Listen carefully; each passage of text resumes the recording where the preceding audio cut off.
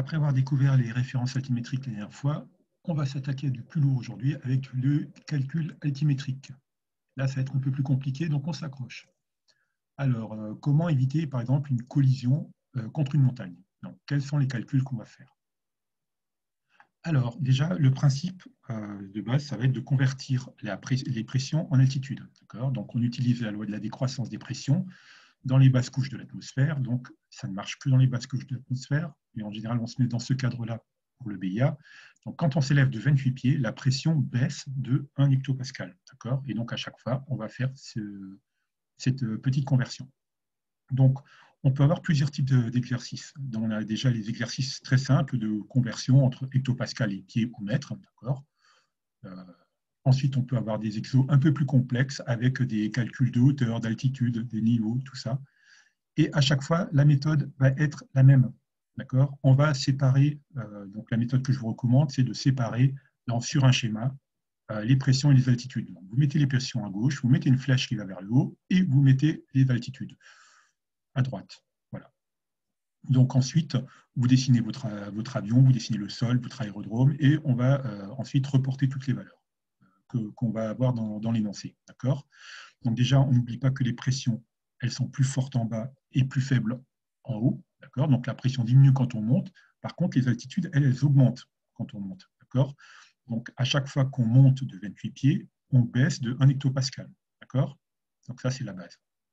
Voilà.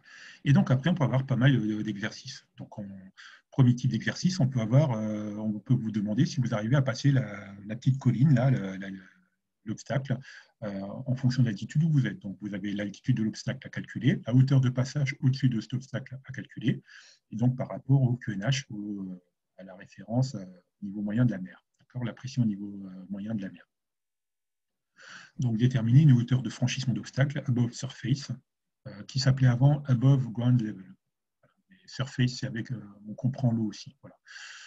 Ensuite, vous pouvez avoir aussi calculé la différence entre des altitudes de terrain différents. Donc, vous avez une première hauteur, une deuxième hauteur, voilà. Et vous avez un premier QFE, un deuxième QFE. Donc là, pareil, vous pouvez avoir des conversions entre les deux. Ensuite, troisième type d'exercice, vous pouvez déterminer une distance relative entre des avions qui sont à des niveaux de vol différents, mais qui seront tous les deux, du coup, calés sur le 1013. Ça devrait quand même être plus facile. Vous voyez, il y a pas mal d'exercices comme ça que vous pouvez avoir, et on peut même en avoir des encore plus compliqués. On va finir sur un exercice de toute beauté. Vous allez voir ça dans le 6e exercice. Donc, on commence par les 3 premiers. Donc, on va commencer avec du facile. Au sol, l'altimètre est calé de manière à ce qu'il indique 0. Dans la fenêtre des pressions, on peut lire. Qu'est-ce qu'on va lire? Quand je suis calé, je suis au sol et mon altimètre indique 0, il me dit quoi? Il me dit que ma hauteur, elle est nulle. Donc, si ma hauteur est nulle, c'est-à-dire que j'ai une hauteur par rapport au niveau de l'aérodrome, c'est le QFE. Le QFE, parce que, vous vous rappelez, c'est le barbecue. L'indice, c'est le barbecue. Je ne cherche pas l'altitude par rapport au niveau de la mer, je cherche à savoir par rapport au sol. J'ai 0. Question suivante. Donc, les réponses D là. Question suivante. Un aérodrome se trouve à 850 mètres d'altitude. Le QFE, il sera inférieur au QNH de combien? Donc là, ça devient déjà un peu plus compliqué.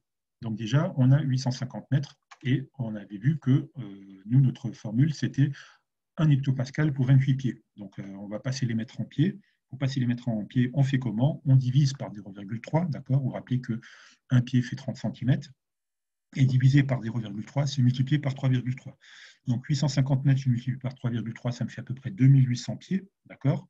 2800 pieds, sachant que 28 pieds correspondent à 1 hectopascal, 2800 pieds, ça va me faire 100 hectopascal, d'accord? Donc c'est la réponse C, 100 hectopascal. Ensuite, question 3. Donc là, encore plus compliqué. Un avion vole au niveau 55. Quelle est l'indication de son deuxième altimètre calé au QNH égale 1013 hectopascal? Donc, niveau 55, ça veut dire qu'il vole à 5500 pieds par rapport à l'altitude pression de 1013. Donc, je fais un dessin maintenant. Okay. Donc, à gauche, je dessine mon 1013. Okay. Je vais ensuite dessiner mon 1003 au-dessus parce que mes pressions diminuent quand j'augmente, quand je monte en altitude. Donc, j'ai 1013, 1003. Et ensuite, je dessine en haut mon avion, d'accord, et je mets une flèche, donc côté droit maintenant, entre mon avion et le 1013, qui va correspondre à 5500 pieds. Et ensuite, entre le 1003 et le 1013, je vais avoir combien de pieds? Eh bien, je vais en avoir, j'ai 10 hectopascales, donc ça va me faire 10 fois 28, ça va me faire 280 pieds. D'accord? Donc j'ai 280 pieds. Et donc, entre le 1003 et l'avion, il va me rester combien? 5500 moins 280, ça va me faire 5220 pieds. Ça va être la réponse C. D'accord? Donc, avec un petit dessin, ça devient tout facile. Planche numéro 2, sur un aérodrome, l'altimètre indique l'altitude du terrain quand il est calé sur. Donc là, l'altitude du terrain. Donc je suis de nouveau sur l'aérodrome, mais j'ai une altitude. Donc là, je vais avoir quoi comme référence? Donc l'altitude, c'est par rapport au niveau moyen de la mer. Donc je vais regarder au fond du puits et voir la personne qui nage au fond du puits. D'accord? Et donc là, ça va être le QNH, réponse B. Ensuite, I want to land with a zero reading on my altimeter. The setting is, donc je veux 0 sur l'aérodrome, donc ça va être le QFE. Réponse C. Facile.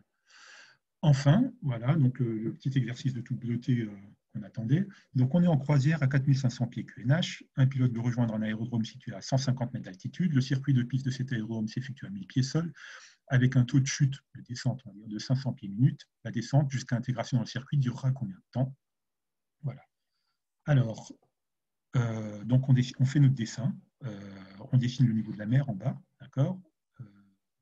On met donc la flèche verticale, le niveau de la mer en bas. On dessine notre avion en haut à 4500 pieds et on dessine le sol. Donc déjà, on a le sol qui va jusqu'à 150 mètres. D'accord? Donc entre le niveau de la mer et puis mon aérodrome, j'ai 150 mètres. 150 mètres, ça fait combien de pieds? Eh bien, je divise par 0,3, c'est-à-dire je multiplie par 3,3, ça va me faire 500 pieds. D'accord? Donc entre le sol et mon aérodrome, j'ai 500 pieds.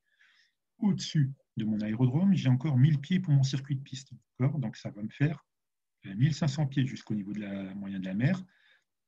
Et donc, il me reste combien entre ma croisière à 4500 pieds et mon altitude du circuit de piste, ma hauteur de circuit de piste? Et bien, 4500 moins 500, pardon, ça va me faire 3000 pieds. D'accord? Donc, 3000 pieds, sachant que je perds 500 pieds en 1 minute, je perds 3000 pieds en combien de minutes? 3000 divisé par 500, ça va me faire 6 minutes. D'accord? Donc, c'était la réponse A.